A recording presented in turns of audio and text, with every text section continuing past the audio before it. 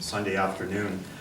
I want to thank the musicians, and before I introduce our distinguished speaker, I also want to thank the backers of the Mahatma Gandhi Peace Council, and especially the donors who make this event and events like it possible. So just to go through the names of these benefactors: Dr. Nishit Goel, Dr. Jagmohan Kumar, who we just heard, who's really the driving force behind the Peace Council, Dr. Pradeep Merchant, the late Mr. Kailash Mittal, Mr. Jaku Paul, and I want to extend a special thanks to Dr. Kanta Marwa, whose extreme generosity has made this lecture series something that will continue into the future. I'd also like to thank Dr. Farhan Rajai, the director of the College of the Humanities, who has supported the idea of this annual MK Gandhi Lecture in Peace and the Humanities since its inception.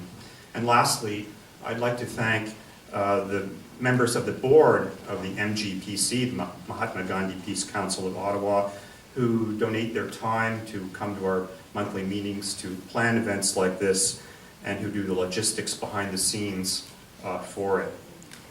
So I want to now, we've had, if you might call the Bhakti Marg, the Bhakti Yoga session of our feature of our session this afternoon, and we now will switch to the more likely the Jnana Marg with Dr. Sharma, who is a formidable Jnana yogi.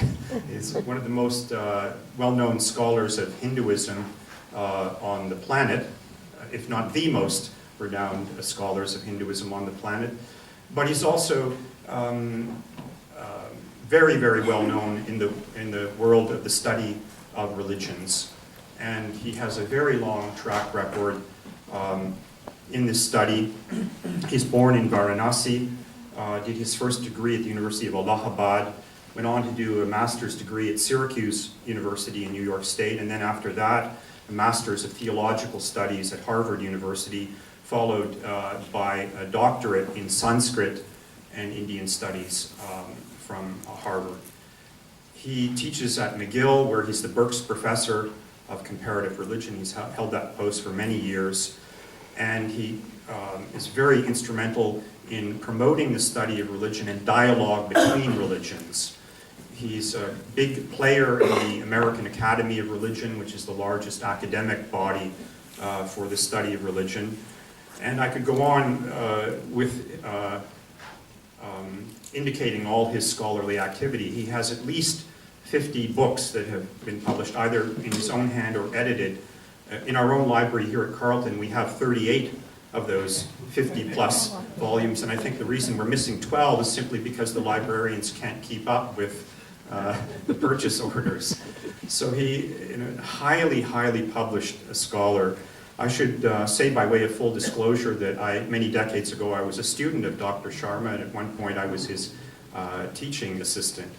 I'd also like to say that when I've been traveling in India, I may be in some very remote part of India in some very obscure research institute, and I go into their library and there's very obscure and specialized research journals, and I always look inside and I look at the table of contents, and invariably there is an article by Professor Sharma, who is absolutely prolific in his scholarly output. So there's the danger of me saying here, by way of a cliche, that it's an honor and a privilege and a pleasure to welcome Dr. Sharma, but I hasten to add that that is an absolutely sincere statement on my part. It is a real privilege because he's one of the great scholars of the comparative study of religion today, and it's also a great pleasure to welcome him to Carleton from McGill, having been a student at McGill in earlier days. So Dr. Sharma will speak to us about Mahatma Gandhi and religious conflict, and I welcome him to the podium.